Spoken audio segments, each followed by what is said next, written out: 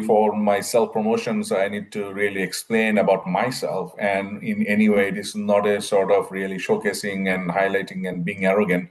Rather, take this thing as a motivation for you. If I can do that, definitely each of you can do better than me, who are really at the early career stage.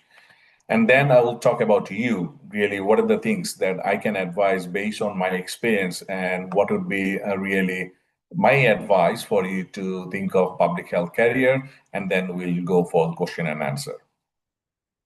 So I'm pretty sure that when I started promoting this thing in the social media, different people, even my colleagues said, "Oh, they want to attend." And some of the colleagues said, "Really, I'm overwhelmed. They are from different international settings." They said, "I'm really curious to know." And I said, "Look, sir, I don't have any tips for an experienced public health professional like you, but thanks for all of my colleagues, my students from all over the world, and also all the networks that you have joined." But I'm pretty sure that all of you have some curious mind today. So those who are future public health professionals, I'm pretty sure that you are thinking of what is there in a public health career. Is it better a career option than a clinical career? Should I switch my career? If I complete public health qualification, what would be the job opportunities? How should I prepare myself to start my career? Those who are current public health professionals probably are thinking, how can I be more productive in my career? For both groups, I'm pretty sure that you are thinking of what are the opportunities in Australia. Now, my objective for today's session is really those who are still unmotivated but curious. I'll try to make you motivated and confident participant at the end. So if that happens, then I will think this time commitment and all of your efforts and all of my efforts for discussing and sharing my journey will be really successful today. So those who are working in different sectors, but you have not yet thought of public health, just giving a brief overview, what is public health? I'm pretty sure that COVID pandemic has taught us what is public health. Previously, I used to struggle to let people know, explain this thing, what is public health, but COVID pandemic has really shown us what is public health. So if you look at this thing, you can find different keywords, different highlights that constitute public health. If you think of collaboration, it's multidisciplinary, the research translation, health promotion, education, research. So there are different aspects. One of the common thing is about really, is it the part of medicine, and what is the difference between medicine and public health? And previously in our days, usually only the health professionals, so someone with the health background, and more specifically in some countries, it is only doctors who could do public health. But that concept has changed. And COVID pandemic has shown us really we need to have multidisciplinary people if you want to address any public health issue. But as a whole, if I want to say, what is the difference between medicine and public health in general? When a doctor deals with an individual, in public health, we really deal with the population. And in terms of individual focus, doctors focus on disease diagnosis, treatment, and care of individual, whereas in population, we really focus on disease prevention and health promotion. So that is the really basic difference between the medicine and public health. Those who are working, I know that some of the people who are in the medical science, who are studying medicine. So probably you're thinking, really, what is their scope? So with due respect to the clinical medicine, there is no conflict between medicine and public health. But for public health, really, it works in the population level, in the wider population level. Now, if I say you a bit more theoretical concept about what is public health, so really it promotes and protects health of community people, prevents people from getting sick, promotes wellness by encouraging all the healthy behaviors. Okay, now in my talk today, I'm going to share with you a few examples, and that will showcase really what is the scope of public health. And I know that some of the registrants and some of the participants probably you have attended my sessions earlier. And this is the example that I always share this thing, and I've been sharing this example really probably over 10 years now. But this is the classic example that I got, and I was really blessed to get this opportunity to experience this thing. And this example will showcase really what is the scope of public health, right? So at the beginning of my career, I will talk about my career later on, but let me give you this example, then you can understand what is the scope of public health. So this example is really focusing on evidence generation to research translation. I will explain what is this, but let me focus on the incident, what happened. I was born and brought up in Bangladesh, so I started my career in public health in Bangladesh. So on 26th of February 2008, about 17 and 18 years ago, I was working at that time at the government institute where my job was to do the epidemiological investigation and to support the outbreak investigation anywhere in the country. I was working with the government organization, which was the national authority to manage the outbreak in the country. We got a report on one day, one child died and with an illness characterized by fever, generalized body ache, cough, difficulty breathing, and mental status change. Those who are coming from the clinical field probably you can understand. So that patient really presented with the symptom of encephalitis. And then we got the message two siblings were admitted with similar symptoms, referred to the capital city, and one of them died on the way. So that was the report on a particular day in February. On the next day, we got a message from the neighboring district that four patients from the same village were admitted with symptom of encephalitis, exactly the same symptom that was noticed in the neighboring district, and four patients died. Were admitted to the hospital. One patient from the same village died on the way to the hospital. One patient from neighboring village also died on the way. So within the span of 2 days, from two neighboring districts, we got this message there were people, and the issue is deaths due to unknown cause. So that is the message that we got from the clinicians, from the hospital authority. They don't know what is the reason for this death, but people are really dying. So when we got this report, 9 out of 10 people have already died. So look at this scope. So the clinicians, they could not do anything because really they tried to treat the patient, but the patients died. But we don't know what is the reason for this death, right? So that is the scope of public health, how we come into place, and where the clinicians really said, oh, we don't know, and then we come into place to help them to find out the cause. What happened after this thing? So in public health, there is an urgent need of outbreak investigation. We need to identify what is the cause of that outbreak. So clearly, those who are in public health, so you understand what is outbreak. I'm not going to the definition, but that is the classic outbreak. So we need to identify what is the reason for this thing, why people are getting sick, why people are dying, and more importantly, we don't want more people to die. So we need to develop strategies for prevention.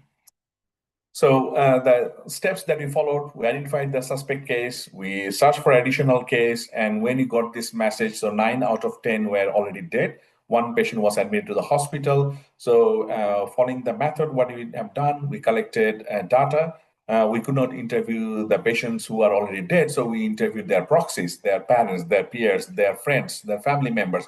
We asked them about their behavior, asked them about what did they do. So we tried to collect those data. We also did some lab investigation. We collected blood, CSF, and throat swab from the patient who was admitted to the hospital. And then we did a case control study. I'm not going to the study design. Those who don't understand about the study design, just think of a further investigation that we did. Is called case control study. And then after all this investigation, what we have found that the patients who died due to those symptoms, all of them had a common criteria. All of them drank raw date palm sap. And I'm pretty sure that you are familiar with this culture that date palm sap is consumed raw, and it is a really natural delicacy. People have been drinking this thing for hundreds of years, quite common in Bangladesh, India, Pakistan, in the subcontinent. So what happens? Those who don't know the raw date palm sap, so they put a pot into the date palm tree. They cut the buckle and then put the pot. So overnight there is a sap that is collected into the pot, and in the morning that is sold, and there is a group of people who also sell this juice, and then it is usually consumed raw. And that is the natural delicacy that they got. Now, our question was, all of them drank this date palm sap, but really what happened all on a sudden that all of them were dead because they have been consuming this thing for a longer period of time. Then we tested the raw date palm sap. What we have identified, there was an existence of Nipah virus. And we also found the same thing when we got the result from the throat swab, from the blood, from the CSF. We also got the existence of Nipah virus. So we identified, yes, the patient was affected by Nipah virus. We also identified the date palm sap that also contained Nipah virus. Now we need to make that connection. How this thing is, how the cycle is happening. Where did the Nipah virus come from into the dead palm sap. So we need to do that investigation. So what happened? We have a group of other disciplinary people who mounted the infrared camera into the dead palm sap tree to identify really what's happening. Is there any sabotage that's happening into that particular area, or really what's happening? So they put the infrared camera that was taking really hundreds and thousands of photos, and then we observed overnight what's happening there. And what we have identified that fruit bats, those are coming to the tree and they were contaminating the juice. So how they're contaminating the juice, they're licking the juice, but at the same time, their saliva was dribbling and they're urinating into the pot. Those who are drinking this thing, probably after my presentation, you will think twice to drink it as a delicacy, because that is the thing that we have identified, and that is the proof that we got from the infrared camera. Now, we have identified that bats were contaminating. We also tested bat. We have a team of veterinarians who tested the bat saliva, urine, and we also identified there is Nipah virus into the bat. So we found the connection. So Nipah virus, bat is transmitting this virus from their body into the juice, and people are drinking that juice, and people got infected from Nipah virus, and in that way, people are dying with that illness. Now, what we need to do as a public health professional, we need to tell people you need to stop drinking this dead palm sap. Now, think of the situation. This is also another important message you need to think of. When you think of any public health message, when you think of public health intervention, don't think this thing is really straightforward. All the smokers know really what are the harmful effects, but it is not easy for us to tell them, and then you think that, oh, they will say, yes, sir, I will quit smoking tomorrow. It's not going to happen, right? So you also need to think of, if you think of any issue, you got the evidence, how to convince people. Now, think of the scenario. I was working in the capital city. I went to the village and I identified this thing. I had a team of people. And then I identified, look, so you should not drink raw dead palm sap. Do you think that people are going to accept me? They'll say, oh, I've been drinking this dead palm sap for generations. And who you are? You have become a new scientist and you are telling us why you should comply with this. And there's also another issue. There was a group of people who were selling the dead palm sap. So if you say, don't sell this thing, don't consume this, what will happen to them?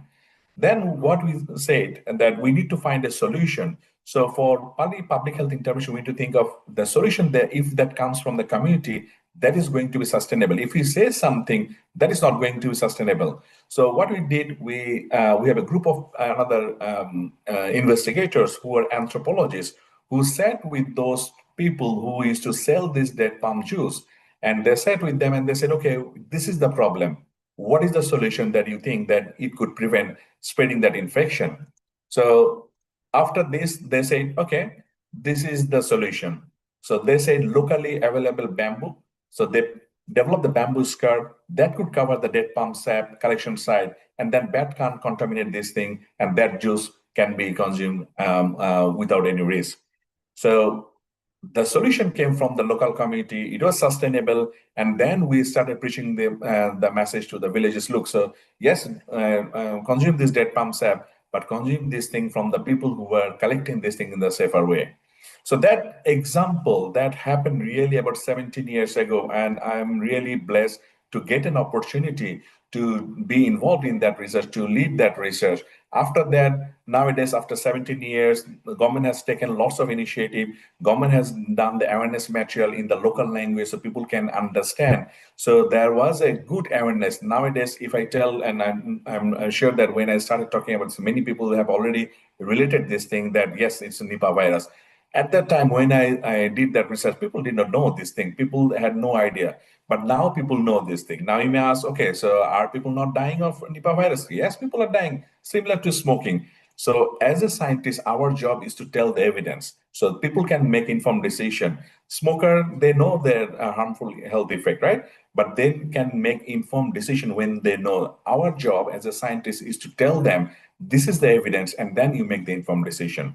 So this is the example that I want to share with you to kick off today, to understand what is the scope of public health. So you think of this thing. Now, if I tell you, for any research, when we do this research, we generate the scientific evidence, we do publish, we disseminate this message, and whatever we do, our objective as a public health professional is to improve health outcome. How health outcome will be improved? Either through policies or through practice. This is the thing, this is the example that I told you. So that's called the research translation or knowledge translation. We have identified the evidence and then the practice was changed or meant to be changed. Some of the policies, say for example, smoke-free policies, why that was developed? Because we found the evidence that the non-smokers were being affected by the smokers. Therefore, the smoke-free areas came in. So that is the connection of the policy. So whenever we do any research in public health, we always think of what's next, how it is going to improve, how it is going to influence the health outcome of the population. So that is called research translation. So also keep this in mind. Whenever we do any research, we just don't do research for the sake of having a publication, but how it is going to contribute to this specific group of population, we also need to think of this. Okay. Now, what is the common ground for a clinician and a public health professional? As I told you earlier, so there is no conflict between the clinician and the public health professional. It is really clinicians look for the evidence, and we, as a researcher, we generate evidence. So clinicians do the evidence-based practice. They find authentic evidence, and they understand the evidence, and we start generating the evidence by being research active, and then we publish this thing. Both of us work for improvement of health outcomes. So there's really no conflict between the doctors and the public health professionals. I just want to make this thing clear. Both of us work for improvement of health outcome of the population, but from different angles. Now, many people ask me, really, what is there in a public health career? And I always tell, and this is a slide I also shared, really, I've been sharing this thing for many years now. So I want to ask the question, what is not there in a public health career? Now, let me give you some of the key factors. What is there in a public health career? There is job growth, there is job security, there is variety, there is mastery, there is a scope of to improve community, improving nation, improving global health, travel, culture, personal satisfaction, leadership opportunities, excitement. It's cutting edge, it's interesting, it's challenging, it is helping youth, poor, vulnerable, improve workplace, improve food safety, public job, private job, academic job, overseas job. It's dynamic, it is flexible, you can have dual career, you can improve patient outcomes, you can change health industry, it is multidisciplinary, and most importantly, it is enjoyable. I will tell you, and I will repeat this thing, whatever the job, whatever the profession that you choose, if you don't enjoy this thing, you'll not be able to progress further. So if you think of public health career, you really need to have the passion and commitment,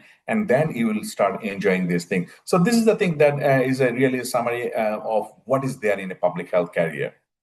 The other point, other highlights that I will mention, do you want to work globally? I don't want you to think of, okay, wherever you are joining from, so you don't think of, okay, about your country or the country, because public health is global. There is an opportunity, a public health career will open doors to opportunities to work globally. Now, I will try to convince you how it is possible. Okay, I will give you a second example, working with global communities. And I'm sharing all of this example from my own career, from my own life. This is the work that I started. You can see probably I had a bit more here at that time. In 2007, that was the work in Afghanistan. This is the work in Bangladesh. This is the work in India. This is the work in India. This is the work in Indonesia. This is also the work in Indonesia. If you want to do research collaboration, this is an example. This research, I led that research sitting in Australia during the height of pandemic. At that time, border was closed. I did not have any opportunity to travel. Border was closed. There was no opportunity to travel. But at that time, I did that research. I led that research with the support of all the international collaborators from 17 countries. Okay, so you can do that. You can reach to the global people if you work in public health. It is not possible for a clinician to do and travel and do all of this thing, right? So it is possible for a public health researcher to reach to the people, to reach to the, I know the data that I got from more than 8,000 people. I know this data is reflecting of the data of the people in Egypt, people from Libya, from Australia, and you can see the other countries. So this is one study that I led from 17 countries. We got about 13, 14 publications that established a global collaboration with all of these people, and I did not have to travel. And I have not traveled in many countries in my career. Another example, another global study that I led in 2023, 2024. Again, 16 countries. I never traveled to Mexico, but I had a collaborator. And if I want to do another research, I'm pretty sure that we'll get this collaboration. So that is the beauty of public health. It is really exciting. You can work with the collaborators. Some of the collaborators I have never seen face to face. All of the connection that happened through different communication, different channel. So it is really, you can really reach the global community once you start developing your career. Okay, so that is the example 3 about the global research. Now, example 4, educating and mentoring next generation. If you love teaching to the people, so you can really teach and you can reach to the people from different settings. So these are my students of MPH students in Australia at my Federation University. I got the opportunity, this is the students at Timor-Leste. These are the students from Timor-Leste. So this is really in Indonesia. I have a very good connection, and I'm not sure how many people join from Indonesia. I call this thing really my second home. All my friends in Australia, they say, oh, probably you have a home there. So I really travel to Indonesia, and they are really fantastic collaborator. So we have been working with them. I've been working with them for a longer period of time. So there is an opportunity to work in global aspect. Okay. Now let me talk to you a bit more about myself. I started my career as a medical doctor. I graduated from the best medical college in Bangladesh. I'm really privileged to get an opportunity to be graduate from Dhaka Medical College, that's in Bangladesh. And then after I finished my MBBS, I got an opportunity to work in a multinational drug company. So that's called Sanofi Aventis. So at the time, there are different responsibilities I had to do. And one of these things that really attracted my attention to come to public health is the role was to focus on the cancer prevention and awareness involved in the clinical trials. But at the time, just after finishing the graduation, I had no idea. And I will tell you more. Because when I started this thing, I did not have any example in front of me to think of public health career. Unlike now, many early care researchers, they are thinking, even during the MBBS, oh, I want to develop my career in public health. At the time, I did not have any idea really what is public health. I had no idea. I did not have any idea what is the scope of career in public health. But when I started working in this thing, in that corporate culture, in the multinational company, I learned the professionalism, I learned supervision, I learned leadership. So everything that we do, that is really important. And at that time, I got the opportunity to publish the first article in a local national journal. Okay, so that is the research that I did with a clinician, and really that attracted my attention. I was thinking, okay, I am doing this thing, but really I don't know. I really need to understand about this. What is public health? How to do research? I have no idea on this thing. So I thought that I need to equip myself with the qualification so that I know more about public health. That encouraged me to take the next step to enroll into Master of Public Health at James P. Gann School of Public Health, that is in Brak University in Bangladesh. That really opened up my skills and my career trajectory, because at the time we were really blessed. We had all the global expert who used to come to us, stayed with us from morning to really until dinner time. We stayed in the remote areas. They used to stay with us. They used to come for 2 weeks, and we used to really go for the breakfast, attend the class. We used to work and we used to talk. So when you talk with those global experts, you understand what is the scope. What is the global scope of public health? It's not only within my country. So I learned the theoretical knowledge. I got the practical exposure to do the research, interacting with the professional. But at the same time, in our cohort, we had 50% national, but 50% came from international settings. We had students from Bangladesh, India, Pakistan, and US, Canada, UK. So we had students from different parts of the world, and we used to share our knowledge and expertise. And then I really did a thesis, and that was an individual thesis. That was hands-on training of doing the research. And I'm really proud to say I was the first person within my batch who was able to publish this thing as my first international publication as the first author. So that is the research that I have done during my MPH. I'm really grateful to my supervisor who really guided me, and then that is the first publication. So once I get the first publication, then I understood really what is the importance of the publication. I'll talk more about the publication later on.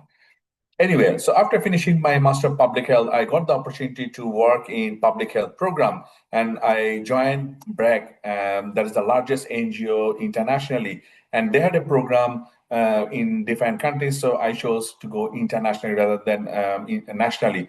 I looked at all the national program that was happening in Bangladesh, and together with my wife, both of us joined BRAC. So I took the position of project manager, medical officer. My wife took the position. She's also a medical graduate. She took the position to look at the maternal child health. So both of us traveled all over Bangladesh, looked at the BRAC program, and then we went to Afghanistan to work on BRAC program in the health. And that is a really lifetime field experience that we got. I'm pretty sure that I will not get this opportunity in my life. So I've seen few people registered from Afghanistan. I'm not sure whether you are listening to me. I really loved Afghanistan because the people are really good. We got a really great opportunity to work in public health. So just sharing some of the photos. Sometimes, media exaggerate all of this. The media say, oh, it's really war-torn country. It is really this thing. Yes, they are developing country. They are resource poor settings, but there are lots of scope to work in public health. Just sharing some of the photos for your interest. This is a primary healthcare setting where patients are waiting outside. This is really, I was a bit thin at the time. Again, probably more here. You can see working with the community health workers. And this is the old salad they were preparing in the community center and community health center. People used to come and drink this thing from there. Beautiful grape trees. I really love the Afghan kebabs. So really, it smells really nice. So I really enjoyed that time. And beautiful architecture. You can see this thing. So this is the photo of from the mosque at Mazar, and beautiful Salang Pass. So really beautiful natural scenario. At the same time, it's not only the war, it's not only the Taliban, but also there's a beautiful rainbow. So life is really normal there. Okay. So I really enjoyed these things. A lifetime field experience that I got to work in public health program. After that, I came back to Bangladesh and I joined the probably the best research organization in the country, where there are lots of international delegates who work there as a chief scientist and then train us to be a scientist. And I'm really blessed to get the mentoring of my supervisor there. I learned research training, I learned scientific writing, and the outbreak investigation that I told you about Nipah virus outbreak. So that is the thing that I have done while I was in ICDDRB, but I was placed in the government organization. And at the time, I also learned how to work with multidisciplinary team. And after doing that research, so this is the research that I publish. And if you're interested, just Google this thing. You can find that article, have a read of the entire story that I summarize in this thing. But one thing that I would like to tell you, during that research, during this publication, I have learned my mentor, Professor Stephen Luby. He was really a great mentor, and from him, I have learned how to write correctly. And you can't believe this thing. I tell this thing, and I've been telling this thing for more than 10 years now. It took me 2 years to write this when my supervisor said, yes, it is now ready to go. I will never forget in my life, I had to go through 29th draft before he said, yes, he is happy for me to submit. I've been supervising many students. Many students have already graduated, even with their PhD. I have not given them any trouble to go through until 29 draft. But that is the thing I have learned, how to be really productive in research, how to do this thing. So that is the thing, and there's multidisciplinary people who are involved. There are 16 authors. I also learned what is the value of authorship and relevant to citation. So that is an example. I always keep this thing in my precious memory. It is really thing that I have learned, and then I try to share this knowledge with my students now. After doing this thing, then I will now quickly go through about my other career journey. Then I came to Australia. I started my career in Australia, got the scholarship to do a PhD in public health from University of Adelaide. And at the same time, near to the end of my PhD, I also did certificate program in global tobacco control from Johns Hopkins University. And really, my PhD was also focused on tobacco and heart disease. But at the same time, once I finished this thing, I was thinking, okay, PhD is the highest qualification. I've done this thing, but I am really interested. I love teaching students, but I don't have any teaching qualification. So I really need to have that qualification. What I have done, I did the graduate certificate in higher education, curriculum teaching and learning that equipped me how to teach the students at the university level. So I did this thing from La Trobe University. Quickly, after finishing my PhD, I was really lucky to get the job, and I was really lucky to finish my PhD in 2 years, 9 months time. And really, I would like to thank my wife specifically for her sacrifice during my PhD, because it is really without her support, it is not possible for me to complete this thing. I would like to acknowledge this thing publicly, because she sacrificed her career to support me to during that entire difficult time when I was a student with my young kid. So after this thing, I really got the opportunity. I finished my PhD in 2 years, 9 months time. I tell this thing to my PhD. So if I can do this thing, I had the scholarship for 3.5 years, but I finished this thing because I got a full-time job to be a postdoctoral research fellow at the same university. So I finished this thing earlier. But at the same time, I also got an opportunity to work with government of South Australia as a public health officer. And throughout my last 20 years, I've been working at different universities, Australian Catholic University. I've also worked at Deakin University. I've also worked at University of Melbourne, Latrobe University. So there are different universities that I have worked on. At this moment, I'm working at Federation University. So this is my 6+ years I've been working here. I established the discipline of public health here. I worked at the founding head of a discipline of public health. At this moment, I'm working as a professor of public health. At the same time, I'm also the associate dean of research for the Institute of Health and Wellbeing. So within the institute, there are about 8 disciplines, and I look after their research productivity and support them to be productive in research. So that is my role. At the same time, I'm also the vice president of Public Health Association of Australia. So Public Health Association of Australia is the largest organization in Australia of all the public health professionals, and I'm also the board member, and I'm also the convener for Health Promotion Special Interest Group there.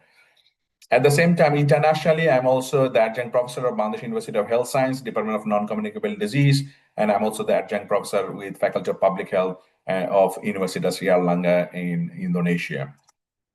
At the same time, I have a passion to support the organization which work for cardiovascular disease awareness among women, her heart. So one of my mentors in my career, she established this thing. So I was really lucky to be with her for the last 10 years. I've been working with her as a research advisor. And I'm also an academic editor at this moment with IJERPH. So this is really some of the affiliation that I'm affiliated with. If you are interested to know a bit more, a very short video clip is there. I'm not going to play this thing, but feel free to scan this QR code. So where I try to share what is public health and really a summary of my career. So I have mentioned this communication is a vital component of public health research. So during your leisure time, please feel free to scan this QR code or click that link so you can really look at this 3-4 minutes video clip at your leisure. So Federation University, I'm really grateful to the Federation University because they're supporting me and they are really showcasing my profile, and I'm really indebted to their support. But at the same time, Alhamdulillah, I'm really blessed to be recognized internationally for the last 5 years. Alhamdulillah, I'm really ranked in the world's top 2% scientists. And I will not take this credit only on me, but this is really due to the multidisciplinary and international collaboration that put me to this place. And all of these things are coming due to the research publications, and people are citing my work. So I am really grateful to the Almighty for this opportunity. I have about 200 plus publications, and I have secured about $14 million funding in my career.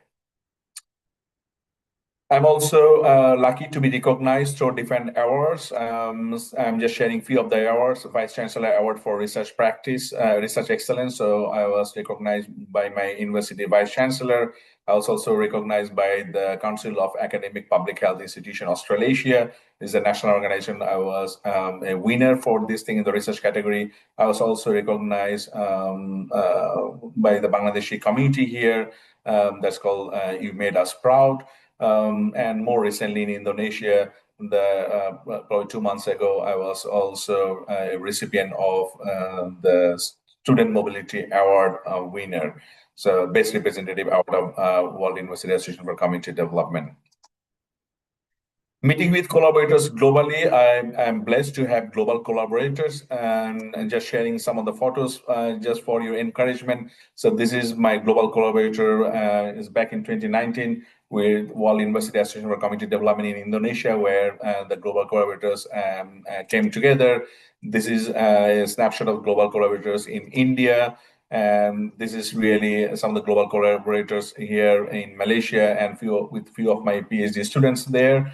These are the collaborators and my mentor who is beside me, Professor Mahmoud Rahman from Bangladesh, and there are some senior people there.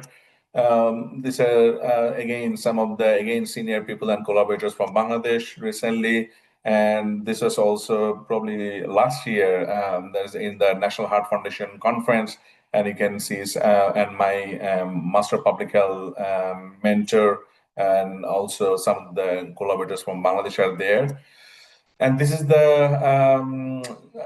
new collaborators and some of the existing collaborators, and I met with them last week. So that was in Malaysia, in Kuching, and I'm really grateful to Professor Isma Anissa. I'm not sure whether she has joined today. So her hospitality and really her leadership in arranging and bringing all the collaborators into that one place. So I'm really blessed to get the connection. And I'm pretty sure that with the new connection, we can do some more collaboration. And I'd like to mention again the sacrifice of my wife and my kids to allow me to do this thing. They always complain, okay, why do you need to go? My daughter, teenage daughter say, oh, why don't you attend this thing through online? Why do you need to travel? So really, the online experience and the face-to-face experience is completely different. You understand this thing very well. But again, I'd like to acknowledge my gratitude to my family members to support me in having this global connection. To give you more motivation, creating agents of change. So once I started being the senior people, so I need to really develop the next generation professionals.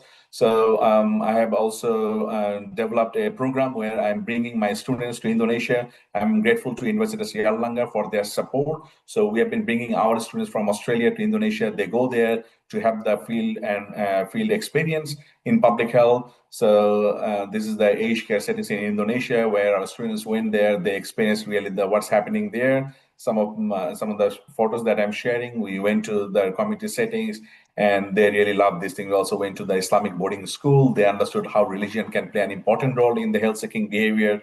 So they learned this thing through practical experience. We also try to promote mental health there. So one of the campaign that happens in Australia is called Ask, Are You Okay? So we also try to promote this thing in Indonesia to show, look, so there are different occasions that we celebrate this thing. And this is really one of my students from Fed Uni and a student from Erlangen University. So you can see the joy in their faces. At the same time, we always do public health campaigns beyond borders. So if you're interested, have a look at this. If you Google, you can find that article. Please have a read at this thing. So that is really helping the students to grow. At the same time, I also enjoy supervising my research students and sharing some of the photos again. So this is the photo of one of my PhD students. And I also involve my PhD student to do deliver a lecture with me. And this is a recent event that also happened in Indonesia in Faculty of Public Health. I'm grateful to Professor Shanti Martin, the Dean of Public Health, where she gave the opportunity to co-present with me, and two of my PhD students also co-presented there. So this was my first PhD student who graduated really long time ago, and now she's working in US. These are some of my PhD students, and you can see, probably you can understand from the color. So they are mainly from subcontinent, Bangladesh, India, Pakistan. So they are from there. And we also do some informal gathering. It's not only the study and all of these things, but we also do informal gathering. We love food. I'm pretty sure that you understand our culture. So we don't miss this thing, and we sometimes enjoy with our students. But at the same time, this is the last conference that happened this year. So that was a conference where all of my students presented, and it really, my students really are really my vehicle for success now, because if they are successful, I am successful. If they fail, I fail. So I believe on this thing. So I try to support them in the best of my ability. Again, sharing some of the scopes, invited talks globally. I have really more than probably around 100 invited talks so far internationally, just sharing some of the recent one. So I'm really grateful. And one of these things is really that's happening with Comstack today. I'm really grateful to them. And I'm pretty sure that from this thing, we can do many more. So just sharing some of these recent things. I'm regularly interviewed by media, both at the national and international media. Again, sharing this thing. This was from SBS television in Australia, where they really interviewed me about there was an incident about the high cancer increase due to pesticide use, and we also did a research on this thing. So they interviewed me, did this thing in the TV. When I went to Bangladesh, there are a couple of programs that I attended, and there are different media radio interviews that I also attend. One of the latest thing that I would like to share with you, ABC News Australia, they recently showcased my research probably last month. If you are interested, please scan this QR code at your leisure time, and you are welcome to have a read at this news, ABC News Australia. So that is the research that I have done about Islamophobia among and the experience of Islamophobia among medical health professionals in Australia, and they have highlighted this research in their news. So probably that's enough about me. Now, do you know what? Each of you who are thinking and you are thinking, oh, forget about this thing. Probably Professor Aziz has done this thing. He's untouchable or all of this thing. No, with due respect, each of you can achieve more compared to what I have achieved. Do you know why? Because you have examples in front of you, you have advice, you have scopes, you know the mentors, you know the organization, you know the collaborators, you know this thing locally, you know the global thing. When I did my career, I did not have anything, any of this aspect that I am telling you from my experience. I did not have any example in front of me. I did not have any mentor in front of me to show this is the public health. I didn't have that. I at the time, and with the development of technology and after the pandemic, you can reach to any global things. Say, for example, today's platform, people from 10 countries, you are attending this thing. I did not have that opportunity when I started my career.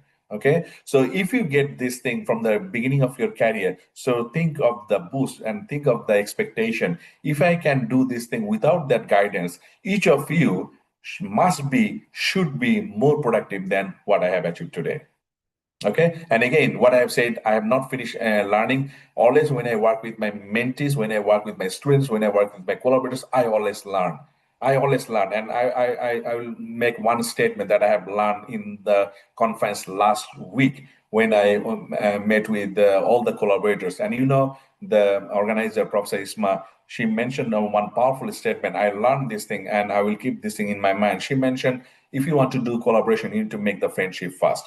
If we make the friendship, collaboration will come in a natural way. What a powerful statement. I have learned this thing from her. So really, these are the things I always learn. So it's really never ending. Probably until I die, I will continue learning. So what are the issues? So let's talk about you now. So what are the issues that you should consider for a public health career? Whether you should think of doing a qualification first or education first. There is no right or wrong answer. So if you get an opportunity to finish your education, then focus on qualification, focus on experience, that's okay. If you think of, okay, you'll do Master of Public Health and go involved in your work, then come back for PhD, you can also do. So there's no right or wrong answer for this thing.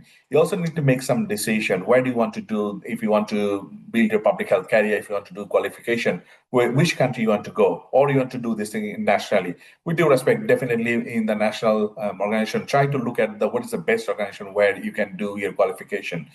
Don't just look for the certificate, because really a certificate will be of no use if you don't learn, and you will struggle down the track if you don't learn. We understand, when I talk with a student, I understand what that student knows. I don't care about the certificate will come later on. But when I talk with the people, I need to understand, you understand about public health. Okay, so try to learn this thing. Wherever you do, try to learn. What are the issues that you should consider for a postgraduate degree? Definitely, scholarship and finance is an important thing if you are considering even nationally or internationally. You also need to think of the institution, where do you want to go and which country. For an international student, for overseas country, probably you have to do full time. But if you want to work and if you want to do some qualification in your country, probably there's an opportunity to do part time. And if it is part time, whether you can do this and whether you can learn this thing. Again, I'm saying sometimes, some of the universities in many countries, they offer really, you just go to the evening class or just go once a week and that's it. So really, is that enough for you to learn? So you need to ask this question before you decide where you want to go for post-graduation. If you want to come overseas, definitely you need to think of the English language test, TOEFL, IELTS, and all of this. You also need to think of one of these things I will mention here about the coursework versus research. Sometimes, people want to do Master of Public Health overseas, and they are really scared about the term research, because research is a scary term. But the benefit of, if you do research, you will keep the job options open after you finish your Master of Public Health. If you don't do research, you are blocking one path. You can't apply for the research related job. So why will you keep your options closed when there's an opportunity for you to learn? So my advice will be, if you want to go for Master of Public Health in many of the universities, even in Australia, if you look at this thing, there are Master of Public Health with coursework. There is no research component. I would encourage you to go to the Master of Public Health course where there is a research component, because it's a good opportunity for you to learn. And down the track, if you are thinking to do a PhD, then this research component will be very helpful. And then in some of the universities, there are different specialization. If you want to do Master of Public Health in epidemiology, hospital administration, and all of this thing, you can decide on doing all of this thing, or you can choose a generic Master of Public Health. Now, what is the scope of career in public health? You can be involved in research, you can deliver education, you can implement program, you can formulate policies, and reflect on the examples, the photos that I have shared.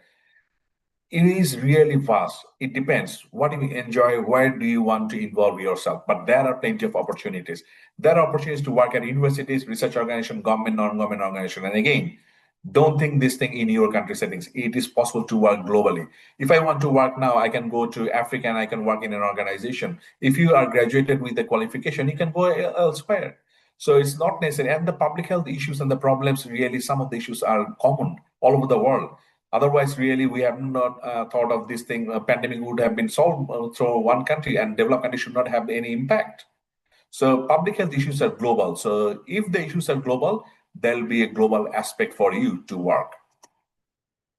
What are the benefits of a postgraduate degree? Like if you want to do Master of Public Health, it will enhance your skills in public health. You will have theoretical understanding. You'll get practical experience. You will learn about project management, definitely to create an impact on population health, and it will be a stepping stone for doing a PhD. So here you also need to think of, if you don't have any public health qualification, definitely you need to have a public health qualification before you say. Some of the countries, they also offer undergraduate public health. So if you have undergraduate public health, still it's a good experience and good knowledge, definitely. But to improve your knowledge, then you can consider postgraduate degree or Master of Public Health. What is the benefit of a PhD? So that is the highest qualification in public health. So I would like to mention this thing. Listen this thing very carefully. PhD is not required if you don't want to be a researcher, or if you don't want to be an academic, if you don't want to work in academia. I have seen some of the malpractice, unfortunately, in many countries. People are working in program. They have no connection for research, but they want to have a PhD title because they can get a promotion. I strongly discourage you to think and to take this pathway, because this is really a wastage of your time, energy, and all of these efforts. Okay, if you don't want to be a researcher, what is the point of doing a PhD? Because PhD is a training to make you an independent researcher. So if you don't have any intention, no, I don't really, I'm enjoying program. There are lots of opportunities to work in program. You can work in public health program. You don't need to do research. But if you want to be an independent researcher, yes, definitely you need to have a PhD. Once you finish your PhD, again, you can do research. You can also be involved in teaching. And say, for example, for myself, I'm also involved in research and teaching. That's called an academic career. You can be involved in both. At the same time, you can be involved in policies. Okay. So again, think on this thing. If you don't have any intention to do research, don't think of doing a PhD. What are the issues you should also consider about the thesis? Again, I have mentioned it's really important to consider the thesis. Try to do in Master of Public Health, whenever you choose any Master of Public Health from anywhere in the world, try to choose the research pathway, try to do thesis. It is difficult, it's challenging, but try to do this thing. I have seen very malpractice in some of the countries, with due respect. they don't do any thesis, but they have this thing ready for their certificate. And they do this thing really plagiarism, they do contract cheating, they have this thing go to the online thing and they have the thesis ready without knowing anything about the research. You will get the certificate, but you will not be able to utilize this thing. And I also had this bad experience. I frequently I get requests from different people. Can I do research with you? Can you be my mentor? I said, okay, what have you done? And I have met with many students who said, oh, I finished my MPH. I said, okay, tell me about your MPH thesis. When I asked them, after some time, they acknowledge or they can't answer my question. So that means really, I don't care about your certificate. If you can't answer my question, that reflects what you have done. And some of the students frankly acknowledge that they have not done anything. So this is really very poor practice. So don't go into that pathway if you want to build your career. Research experience is really vital. So before doing master public health, after doing master public health, try to get involved in research. Sometimes it could be a paid position, sometimes it could be a voluntary position. As long as you are involved in research, that is going to build in your CV. Try to speak. Whenever there's an opportunity to present, try to present. It will give you an enormous confidence and it will give you really great opportunity for you to interact with people that is needed for public health. Okay, so communication is the key for public health. Try to present nationally, internationally, locally, wherever you can. Try to present this thing. Other thing that I'll mention, who are thinking of public health jobs, public health qualification, try to make some good reference, because reference is very important and we look at the reference very carefully. It is important to have, it could be your teacher, it could be your supervisor, it could be anyone, but that reference is really important. And you also need to make sure that reference is not really old school, that they don't check emails, because all the contacts will happen through email. So you need to have some good connection, good communication with few of the references who will be really helpful, and you need to have good mentors who can help you throughout your career. Now, I got lots of questions about what to consider before doing a PhD application in Australia. The first thing that I will say, look at the eligibility criteria. In Australia, for a PhD, we look for honors equivalent. So after doing the bachelor, our students do another year of honors. And internationally, honors is not that common. They do masters. So masters is equivalent to this thing, but you need to get about 70% mark into your thesis to consider this thing as an honors equivalent. So look at the eligibility criteria. Different universities in different countries may have different eligibility criteria. Look at this. But in Australia, we look at the eligibility criteria first, and then we look at your research experience. And when you say, oh, I have really 20 years of research experience, I want to do a PhD, I ask, okay, what about your research publication track record? If you have worked for 20 years, if you don't have research publication, that really doesn't demonstrate strong application for a PhD. Because if you do research, you need to have the demonstration, your experience should be demonstrated through publication. And when you say about the publication, there is no specific rule how many publications are required. But at least you need to have a couple of international publication as a first author. Probably you will not be able to publish internationally if you have not published nationally. Start with the national publication, then go to the international publication. Tag with the research team, be a co-author. It could be 18th author, that's okay. And then you learn how to be the first author and publish. Until you get the first author international publication, probably your application will not be competitive, not only at my university, at any universities in Australia. So focus on this thing. Research topic is important in Australia. Then once you have met the eligibility criteria, you have the research experience, you have the research publication, then focusing on the research topic. It works in two ways. Sometimes you propose the topic and you need to find a supervisor, but sometimes we also advertise, okay, this is the topic, I got the funding, I'm looking for you. So when I advertise, so that means you don't have flexibility to choose your topic. You need to align with my topic of interest, right?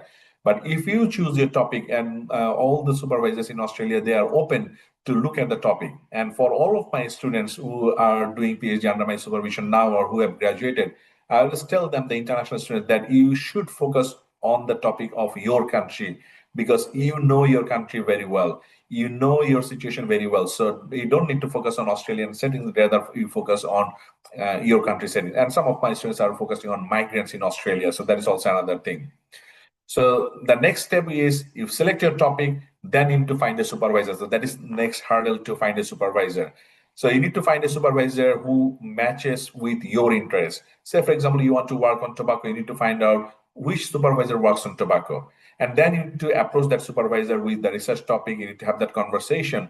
And just matching the supervisor's skills and the interest will not be enough, because sometimes, say for example, a couple of months ago, I was really overburdened with the supervision. So whatever the capacity I was already full. I could not take any student at this moment. So at that moment, so I refused many applications, because I said, look, so yes, I understand your application is good. That also matches my interest, but I am not capable to take any more students, because I am really at the full capacity.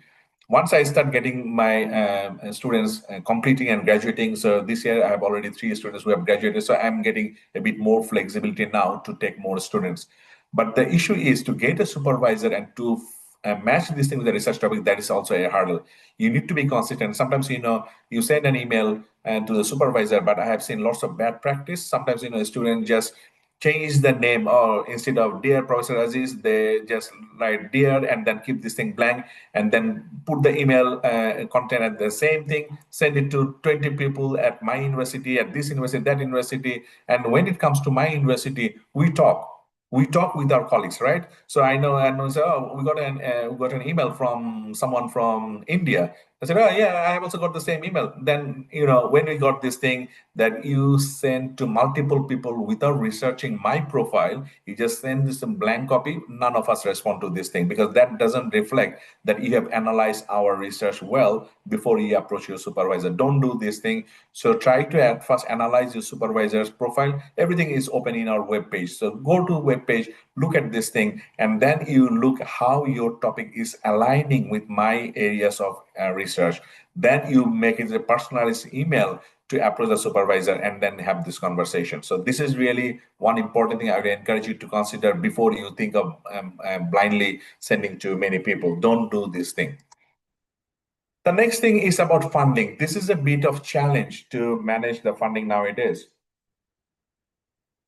Specifically after the COVID pandemic, in Australia, many of the Australian universities are facing challenges. So there is a very limited number of scholarships available. So probably for the last 6 months to 1 year, I am getting, if not every 2 weeks, I'm getting at least one email when they are asking, I want to do PhD under your supervision. And the second question that I ask, okay, I understand at first you need to meet the eligibility criteria, but the most important thing, do you have any funding? We don't have any funding for international students. So there's no point to discuss about your topic, about your interest, because I can't offer you any scholarship from my university.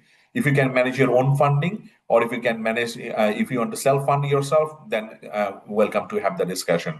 So it's really important to look at the funding. And there are sometimes, there are limited funding opportunities. So have a look at this thing whenever you apply. Is there any funding available at that university or not? If not, whether you can manage the funding from your government, from any, or from your workplace, or from anywhere, or if you're ready to pay a self-fund. People ask, okay, what is the amount of fees and all of this? And look at the website. Everything is black and white. Everything is written there. So look at this thing, and don't just look at the tuition fees. When you think of the self-funding, you also need to think of the tuition fees, and you need to double this thing, because similar amount of tuition fees should be considered for the living allowance. Then you also need to think of the health insurance cost. If you have a family, you also need to think of bringing your family, your cost of the family, and all of these things. So there are lots of considerations that you need to consider. But again, having said this thing, I also had 2 students, and one of them finished with the self-funding and graduated this year. Another student is going to finish this year. So there are students who are coming and thinking, and they are managing their fund by themselves. One misconception is there. Sometimes, they think, oh, I will come and then I will work and then make my finance available for the next semester. It's not going to happen. Don't be fooled by this type of advice. You will not be able to cover your tuition fees by coming here and then working. And this same advice I give to many people, and sometimes, people don't like my advice, and they think, oh, no, you are there, so you don't want me to come. That's why you're giving this advice. Then I stopped giving this advice, and people come and then they face this challenge. Okay, so please don't be fooled by the advice of different agents. Once all of these things are sorted, so once you got your supervisor, your PhD application is really the formalities. Once your supervisor says yes, so probably the university will just go through the formal process, look at your documents, and offer you an offer letter. So once the supervisor and the funding are sorted, getting into the PhD is not a challenge. Then you submit the application, you apply for visa, you get prepared to come and join your program. Okay, so far I'm pretty sure that you have understood that in public health, research is really important. Now, you also need to ask, do you want to be a research active professional? Again, I have said many people don't want to do research. That's okay, it's your choice. But if you want to be research active, what you should do and why you should do. The most important thing is, as I told, and I was talking to two people today, and I said, okay, whatever you want to do, you need to have that motivation. You need to ask yourself why. If you have the strong motivation, that will drive you. If you don't have the motivation, really, whatever I say, whatever many people say, it will not impact on you. So ask yourself, yes, it looks really nice to see, oh, yes, I want to go to the conference and present this thing. Yes, I want to publish this thing. Yes, once you publish this thing, you create a legacy. Say, for example, for my publication, I'll not be here in this world in the next 50 years, but people will read my paper and I'm creating my legacy. Which profession will give you this opportunity? I tell this thing to my people, to my mentees. Look, if you want to keep your legacy when you will not be here, if someone wants to do research on Nipah virus, probably after 100 years they will find my paper, right? So this is the thing, you are creating that legacy. Being a clinician, probably people will forget in 20 years time once you are gone. This is really the attractive field of work, and you can do this thing once you are research active. But the first question is why? Is it your own interest? Is it the interest of your family members? You want to have the career progression, or you want to study progression? You want to have a promotion in current job? You want to further education? You want to contribute to your discipline, or you want to really thinking of changing the practice policies? You want to impact on population, or it is really your curiosity? Okay, so I'm pretty sure that many of you who are here, they are thinking of, yeah, definitely whatever I'm doing, I need to have this research and have publication, promotion, current job, and career progression. These are the most common response that I get. But you really need to think of what is the driving force that will lead you to be the research productive. Okay. Now, what does research active mean? That means you need to have the theoretical knowledge, you need to have practical experience. Now, ask yourself, do you have enough theoretical knowledge to do research? Then if yes, then think of, okay, then you need to utilize that theoretical knowledge to have the practical experience. Okay, and then you can start contributing at first and then lead the research project.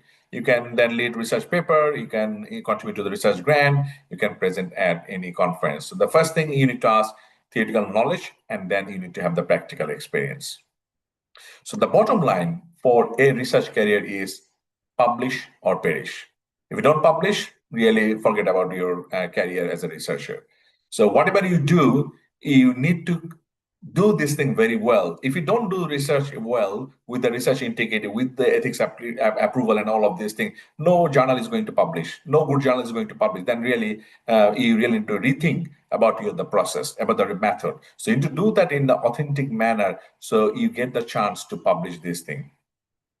Now, giving you some of the tips. Say, for example, some of the audience, probably you are the students. And then you think of how I can contribute or lead a research paper. Well, think of this thing.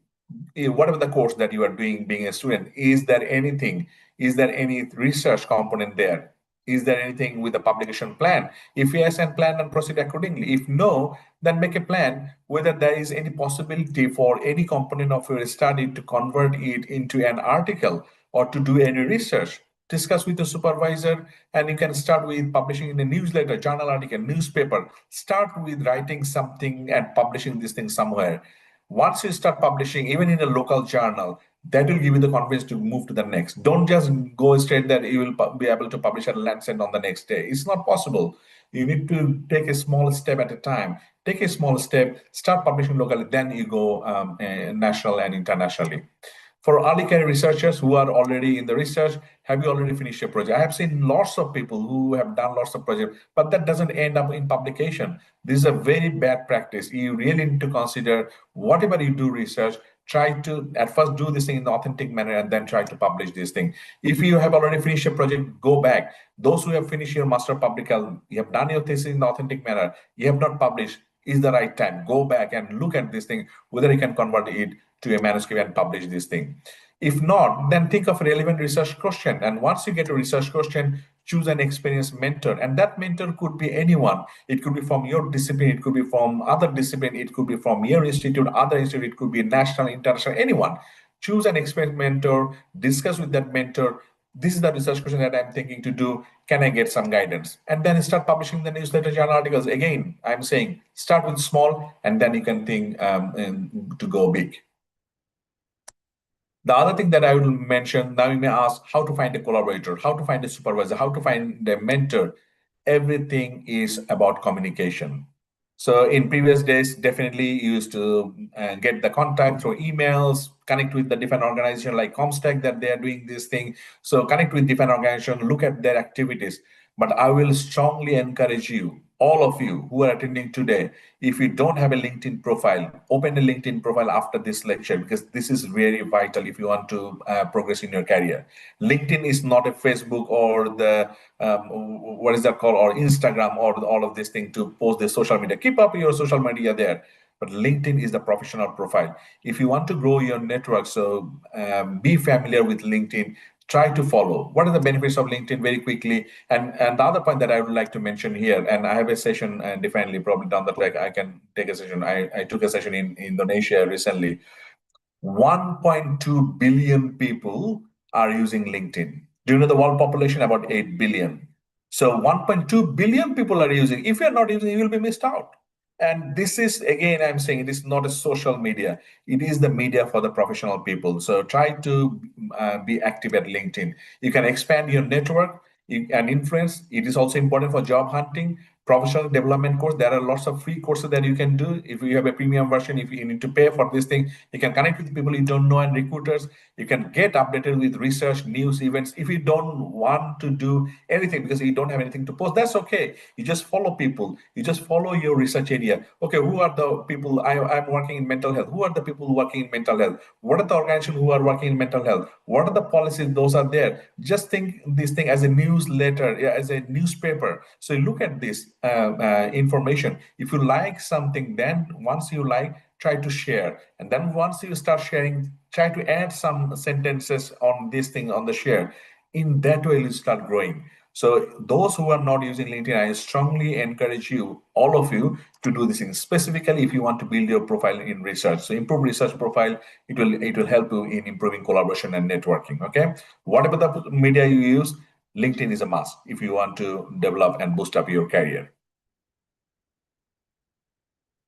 I'm near to end of my talk. So the last thing, why you should consider Australia, and this will be the biased response because really you also need to think of this thing. There are study opportunities, there are career opportunities, living condition is good, there is social security, there is an opportunity of permanent residence, there is an opportunity of Australian citizenship. And I tell this thing frankly to people, probably if you think internationally, Australia is the best country to choose in that way because if you spend your time for any study, master, PhD, or whatever it is, then there is an additional benefit that you can apply for permanent residency by utilizing the duration of time you will study. Probably no other countries will give you this opportunity. So try to consider this thing when you are considering abroad. But again, you need to think of the opportunities. You also need to think of the eligibility. You also need to think of the fund. You also need to think of the scholarships. How can you find course details in Australia? Now people are confused. Okay, how can I get this thing? Really, nowadays technology is really advanced, and there are about 40 universities in Australia. But there are it's called Group of Eight Australia. These are the top most universities in Australia. After these 8 universities, all the universities are almost similar or the same. But for PhD research, usually people choose the supervisor, not the university. So it depends on the supervisor. It depends on your area of interest, how it matches with that professor or how it matches with the supervisor. So you really need to think of the supervisor. But these are the Group of Eight top most universities in Australia. Those who don't know, you can search Group of Eight Australia, and then you can start looking at Group of Eight. And I'm from Federation University. Definitely, that is not within the Group of Eight, but I will encourage you to consider definitely Group of Eight is the top most universities. But again, you also need to think of when you go to the top in most universities, the selection criteria will be more strict, the tuition fees will be more, and there'll be strict criteria for all of these things. So you need to make a balance. Sometimes, people think of, oh, I want to come to Australia for migration. So really, this is not a topic of my expertise. But again, don't be fooled by different messages, different promotion, and different thing, or different people. These people said, that people said. No need to look at this thing. Just go to the website. Go to the Department of Home Affairs, Immigration and Citizenship. Look at this website. This is the authentic website. This is the government website. all the information, all of these things are there. And if you have any question, you can directly send an email to them. So then it may take some time to get the response, but you will get the authentic response. Don't just be fooled by a migration agent and then saying you this. When you go there, then your job will be ready. Don't be fooled by all of this information. Okay, so look at the authentic information and then make an informed decision. The last point that I want to mention is, do you really want a career in public health? If you are working clinically, sometimes I've encountered many professionals working clinically and thinking, oh, I'm confused what I should do, whether I should do this thing, that thing. Really, you think yourself, what is your really motivation? If you think, and I have seen many people, even after doing a master of public health, they thought, nah, forget about this thing. I'm not enjoying this. I want to go back to my clinical career. That's okay. You decide. And after doing this thing, even after doing PhD, if you think, forget about this thing, I just wasted my time. I want to do something. I want to be a master chef. Okay, go and enjoy your passion. If that is your passion, what I say to people is, it may be wrong way. Just go back. Where is your passion? At the end of the day, you need to be happy what you are doing. I give this advice to everyone. Whatever the job that you do, at the end of the day, when you come back home, if you're happy, if you're satisfied, yes, what you are doing, you don't have any regret, then do this thing. I'll finish with one example, and I give this example to my students to encourage.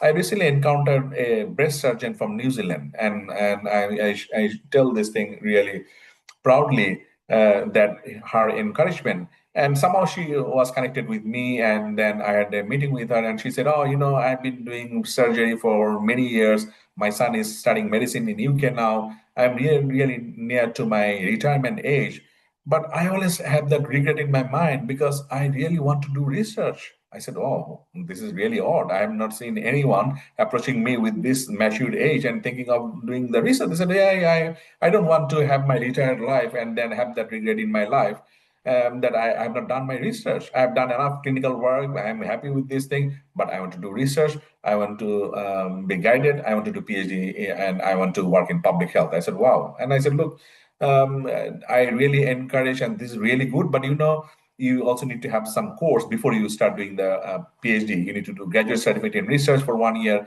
then you need to do PhD." I said, "Okay, I'm ready to do." And she started graduate certificate in research this year. And if she finishes this thing this year, then she will start PhD. So this is the example that I said. Again, when I said people after doing the course, they decide not to go. And people at the end of other career, they think, oh, I don't want to have that regret. And they come to public health. So really, you have both examples. My final tips is decide by self. It's your life, your career. You need to decide. Your circumstance will not match with your friend's circumstance. So decide what is best for you. Consider your own circumstance, explore opportunities around, take guidance, follow examples, and have a good mentor.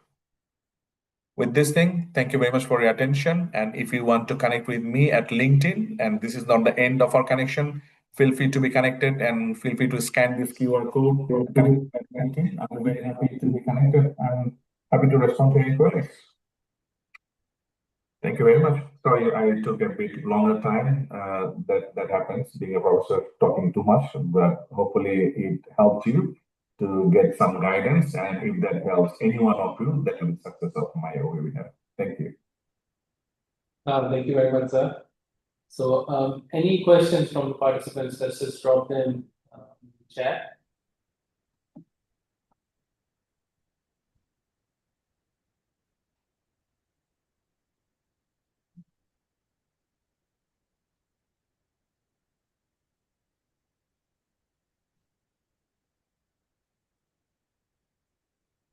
Someone has asked, and I'm not sure how relevant it is, but they have asked if you could share something about the career of a medical laboratory scientist in Australia. So say that again. I struggle to hear. So someone has asked a question. I'm not sure if it's that relevant to the talk, but they have said that if you could share something about the career as a medical laboratory scientist in Australia. Okay, in terms of medical laboratory scientist, someone has asked to open up the QR code, so I'll keep that open while I'm responding to this. So in terms of medical laboratory scientists, again, I am not in that profession, so really I'm not the best person to advise on this thing. What I will suggest, just look at the different university websites and then look at what are the opportunities there for medical laboratory scientists. Definitely there are different opportunities in that profession, but again, this is really not public health, so I am not expert and probably I am not the best person to answer to this question. I will advise you just look at the website and look at the what are the course offering on this thing, and then you look for this thing. I have just shared the QR code for LinkedIn. Well, I'm happy to respond to other questions. Um, so one, Ms. Rabia asks that what is the gap you understand is in Pakistan as a public health career and how we can work on it?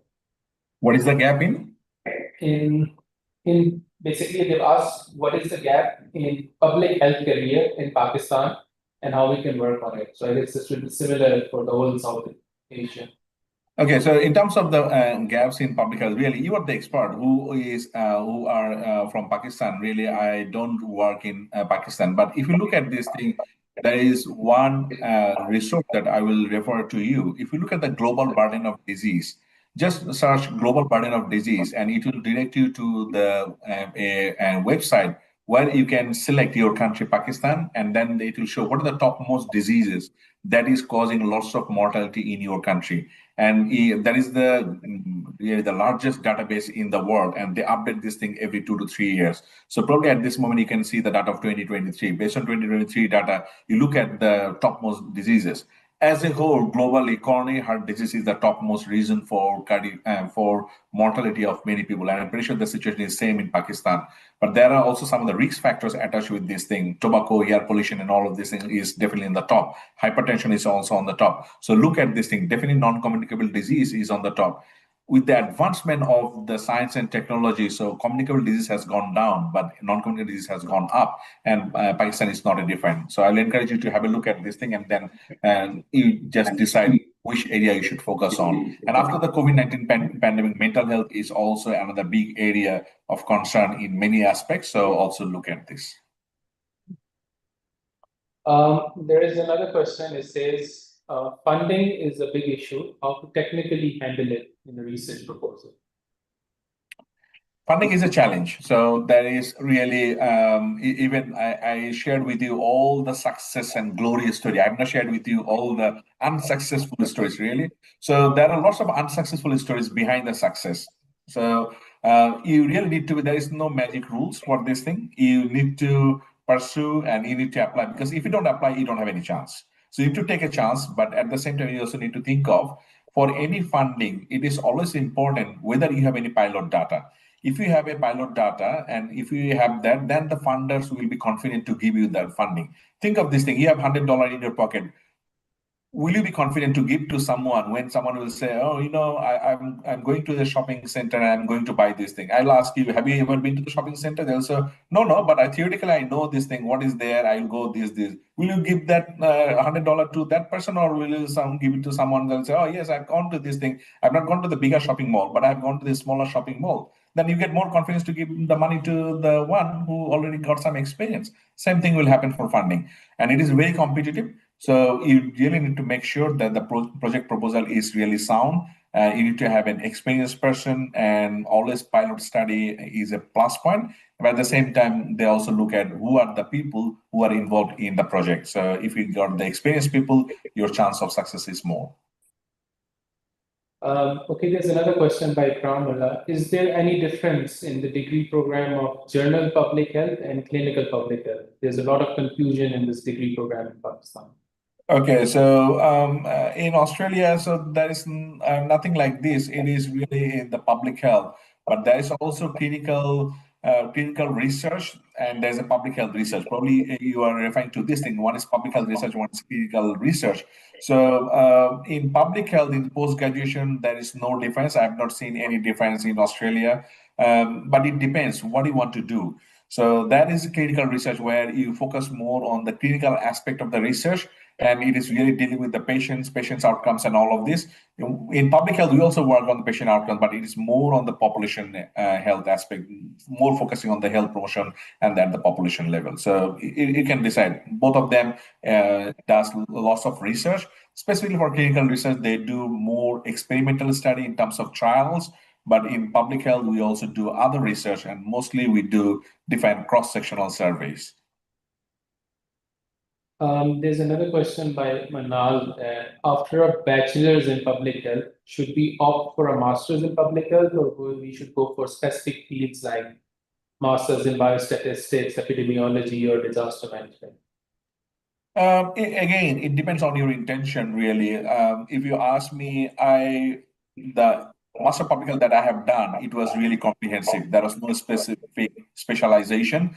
So I will encourage you, if you don't have that specific passion, really, I want to work on disaster management in my career, then I would say keep that options open. Just do the generic master of public health, because then you can fit yourself into any of the areas.